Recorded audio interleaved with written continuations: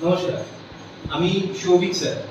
National paramedical and skill development ইনস্টিটিউশনে আমি pathology পড়াবো। এছাড়াও আমি ফার্মাকোলজিও পড়াবো। আজকে আমরা আমাদের ক্লাসের টপিক ক্যান্সার।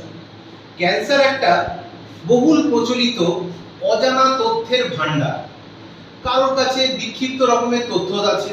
কেউ জানে ক্যান্সার মানে নো অ্যান্সার, কিন্তু বায়োলজিতে ক্যান্সার বলতে কি বোঝায়, ক্যান্সারকে একদম সাধারণ মানুষের দোরগোড়ায় যদি আমি তথ্য সমূহ নিয়ে পৌঁছে দিতে চাই, সেই রকম একটা ক্লাসের আমরা বন্দোবস্ত করেছি। তাই national paramedical and skill development institute, যেটা বারুইপুরের বুকে নতুন করে শুরু হয়েছে, তো সেই ইনস্টিটিউটের আজকের ক্লাসের নাম প্যাথোলজি, টপিক ক্যান্সার। আমরা যদি হোয়াট ইজ ক্যান্সার এই বিষয়টাকে দেখি, এছাড়াও যে টপিকগুলো আমরা আজকের আলোচনায় রাখবো সেটা হলো টাইপ অফ ক্যান্সার সেল, অর্থাৎ ক্যান্সার শুধু একরকম হয় না, ক্যান্সারের আরো অন্য অন্য রকমও আছে।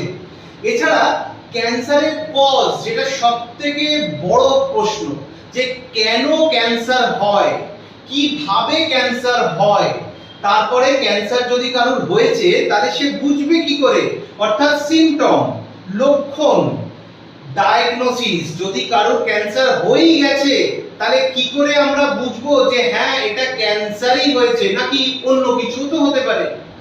তারপরে সব শেষে আসে ট্রিটমেন্ট। তবে এই প্রতিটা বিষয়ের ওপর এখনো কনক্লুশন আসেনি। আজও বিজ্ঞানীরা, সায়েন্টিস্টরা রিসার্চ করে যাচ্ছে।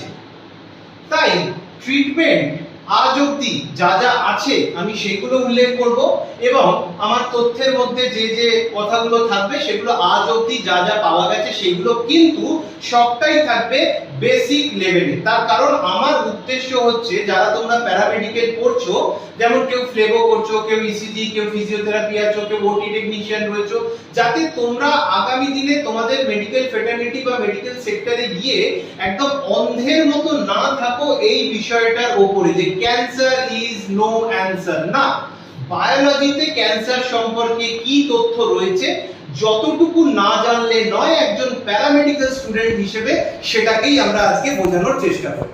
তাহলে let's start with the what is cancer, অর্থাৎ ক্যান্সারের ডেফিনেশন। আমি বাকি পয়েন্টগুলো মুছে দিচ্ছি, ওগুলো সময়ের সাথে সাথে লিখব। ক্যান্সার কি?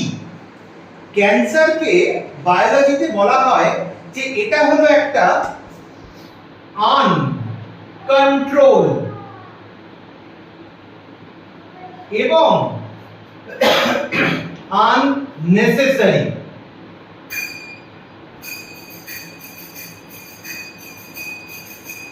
Uncontrolled and unnecessary. কি? আনকন্ট্রোল মানে যার কোনো কন্ট্রোল নেই, আননেসেসারি মানে যার কোনো প্রয়োজন নেই। কি? কার কথা বলছি? Cell division.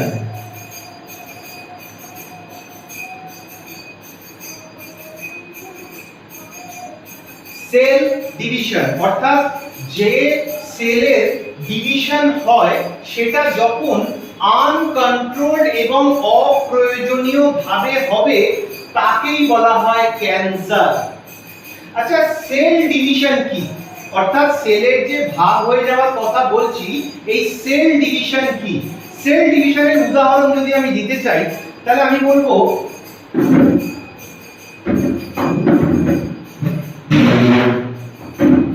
সেল ডিভিশনের উদাহরণ যদি আমি দিতে চাই তাহলে আমি বলবো, আমরা যখন জন্মেছিলাম তখন আমাদের সাইজ কি ছিল?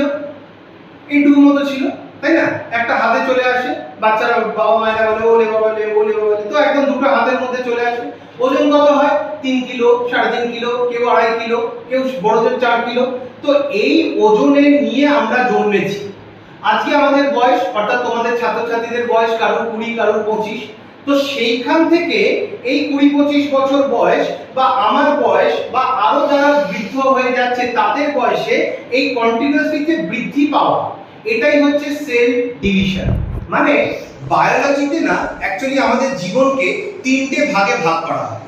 এক, ছোট বয়স, যখন আমাদের সেলের মৃত্যু কম হয়, ডিভিশন বেশি হয়, অর্থাৎ প্রোডাকশন বেশি, খরচা কম। দেখবে ছোটবেলায় আমরা বৃদ্ধি পাচ্ছি, আমরা কন্টিনিউয়াসলি বৃদ্ধি পাচ্ছি। আচ্ছা, একটা 3 3 বছর বয়সের বাচ্চার উচ্চতা কত হতে পারে? 3 ফিট। 3 ফুট হয়ে যায় না? 3-4 বছর বয়সে 3 ফুট হয়ে যায়। তাহলে যদি ওই রেশিওটাই মেনটেন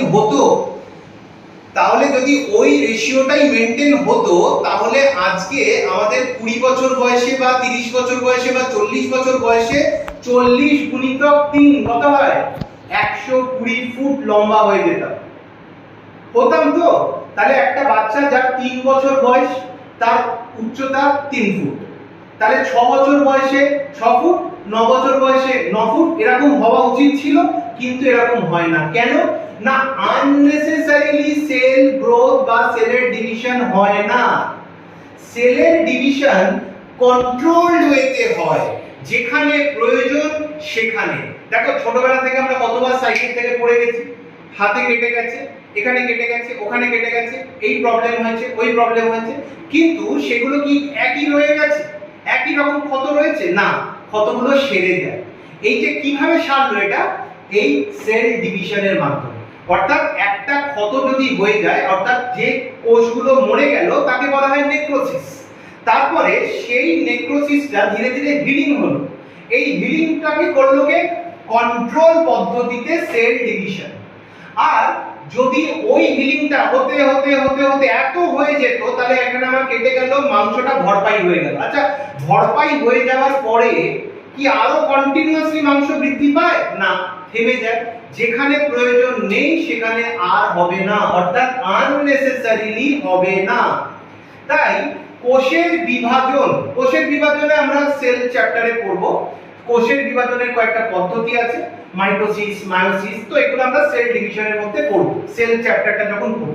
অর্থাৎ আমি যেটাকে বলতে চাইছি, সেল ডিভিশনটা হলো প্যারেন্ট সেল থেকে যখন 2 or more daughter cell divide হয়ে যায়, অর্থাৎ মা বাবা, সেখান থেকে কি হলো? একটা ছেলে অথবা একটা মেয়ে, ধীরে ধীরে আবার 3-4টে ছেলে, আবার তাদের বংশ, অর্থাৎ যে বংশ বৃদ্ধি হয়, এই যে পিরামিড স্কেলে যে বংশ বৃদ্ধি হয়, এটাই হচ্ছে সেল ডিভিশন। অর্থাৎ একটা সেল, আমাদের কোষে, আমাদের দেহের মধ্যে ট্রিলিয়নস অফ সেল রয়েছে, মানে লাখো কোটি সেল রয়েছে, কেউ গুণে শেষ করতে পারেনি। এই একটা সেল ডিভিশন হয়ে গেল দুটো সেলে, আবার এই দুটো সেল আরো দুটো দুটো করে সেল করলো, অথবা তার থেকে বেশিও হতে পারে। তো এইরকম ভাবে যে ভাগ হয়ে যায়, একেই বলা হয় সেল ডিভিশন। এবারে ক্যান্সারের ক্ষেত্রে কি হচ্ছে? ক্যান্সারের ক্ষেত্রে এই কন্ট্রোল আর নেসেসারি, এদের দুজনের পিছনে বসে যাচ্ছে আন। অর্থাৎ এখন আমার সেলের ডিভিশনটা আর কোনো কন্ট্রোল নেই, আর কোনো নেসেসারিও বুঝছে না। তাই এখন আমার কেটে গেলে যতটুকু মাংস দরকার ততটুকুই ভরপাই হয়ে যায়, কিন্তু যখন ওটা আন হয়ে যাবে, অর্থাৎ যখন ওটা অনিয়ন্ত্রিত হয়ে যাবে, তখন সেটা ভরপাই হয়ে যাওয়ার পরেও ধীরে ধীরে ধীরে ধীরে ধীরে ধীরে বাড়তে থাকবে। তাহলে হোয়াট ইজ ক্যান্সার? ক্যান্সার হলো আনকন্ট্রোল এবং unnecessarily cell division of the human body. অর্থাৎ আমাদের বডির সেলের ডিভিশন যখন কোনো নিয়ন্ত্রণ মানবে না এবং সময় অসময় বুঝবে না, কিন্তু বৃদ্ধি পেতে থাকবে, তাকেই বলা হয় ক্যান্সার। সাধারণ মানুষের জন্য এইটুকু তথ্যই যথেষ্ট না। What is cancer? Uncontrolled, unnecessarily cell division in the human body is called cancer.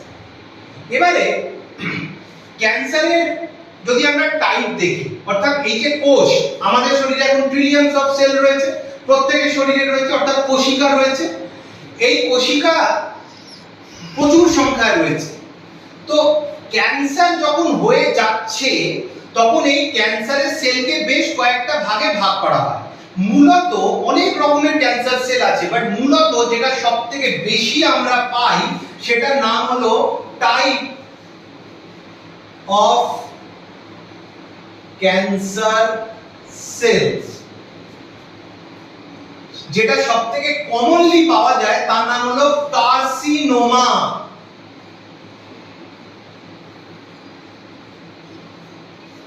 Carcinoma হচ্ছে সবথেকে কমনলি পাওয়া ক্যান্সার ক্যান্সার সেল। এই ক্যান্সার সেল কোথায় হচ্ছে তার উপরে সেই সেলের নামকরণটা করা হয়। এই কার্সিনোমা মূলত হলো শেপ অফ অর্গান এবং আমাদের শরীরে যে সমস্ত অন্যান্য অর্গানগুলো রয়েছে এই ইনক্লুডিং স্কিন, তো সেই সমস্ত জায়গাতে এই কার্সিনোমা হয়।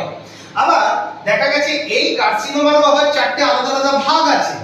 যেমন প্রথম ভাগটা হচ্ছে যেটা সবথেকে বেশি পাওয়া যায় সেটা হচ্ছে অ্যাডিনোকার্সিনোমা, তারপরে স্কোমা সেল কার্সিনোমা, তারপরে বেসেল সেল কার্সিনোমা এবং শেষে ট্রানজিশনাল কার্সিনোমা। এই যে চারটে নাম বললাম, অ্যাডিনোকার্সিনোমা এ একটা বিশেষ জায়গায় হয় যেখান থেকে সিক্রেশন হয়, সেই রকম টাইপের কোষের মধ্যে অ্যাডিনোকার্সিনোমা হয়। তারপরে স্কোমা সেল কার্সিনোমা সাধারণত ফ্ল্যাট সারফেস এরিয়াতে এপিথেলিয়াম লেয়ারে এই ধরনের কার্সিনোমা হয়, নাম কি স্কোমা সেল কার্সিনোমা। তারপর কি আছে basal cell carcinoma. Basal cell হচ্ছে শরীরের একদম ডিপ সেল, অর্থাৎ একদম ভিতরের দিকে যে সেলগুলো রয়েছে সেখান থেকে যেটা হয় সেটা বেসেল সেল কার্সিনোমা। আর একটা লাস্ট ট্রানজিশনাল কার্সিনোমা। এই ট্রানজিশনাল কার্সিনোমাটা কোথায় হয়? যে সমস্ত অর্গানগুলো স্ট্রেচেবল, অর্থাৎ কন্ট্রাকশন রিট্রাকশন, একদম পারফেক্ট উদাহরণ কি ব্লাডার, অর্থাৎ রেনাল ট্র্যাকের মধ্যে যে ক্যান্সারটা হয় তার নাম হচ্ছে ট্রানজিশনাল ক্যান্সার সেল। তাহলে এটা হলো কার্সিনোমা। এই কার্সিনোমা চার রকমের, কিন্তু আরো অন্যান্য টাইপেরও ক্যান্সার সেল পাওয়া যায়, যেমন সার্কোমা। সার্কোমা হচ্ছে জয়েন্ট টিস্যুতে হয়, অর্থাৎ আমাদের যে হাড়ের মধ্যে দুটো হাড়ের মধ্যে যে জয়েন্ট রয়েছে তার মধ্যে কি থাকে? কার্টিলেজ থাকে, তার মধ্যে থাকে টিস্যু থাকে, অর্থাৎ কানেক্টিং টিস্যু বা জয়েন্ট টিস্যুর মধ্যে হাড়ের বাইরে যে ক্যান্সারটা হয় তার নাম হচ্ছে সার্কোমা। এছাড়া আরো এক ধরনের টাইপও পাওয়া যায় যার নাম হচ্ছে লিম্ফোমা।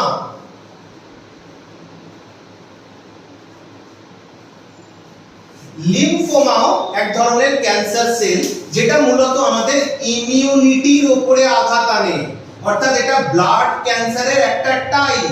ইমিউন সেল অর্থাৎ লিম্ফোসাইট যেটা ডব্লিউবিসির একটা অংশ, তো সেই ডব্লিউবিসির লিম্ফোসাইটের মধ্যে যখন ক্যান্সার সেল দানা বাঁধবে তাকে বলা হয় লিম্ফোমা। এটা শরীরের যে কোনো সেলেই, হোয়াইট ব্লাড সেলের লিম্ফোসাইট সেলের মধ্যে হবে। এছাড়াও পিওরলি ব্লাড ক্যান্সার বা বোন ম্যারো ক্যান্সার, হাড়ের মধ্যে যে ক্যান্সারটা হয় সেটাকে বলে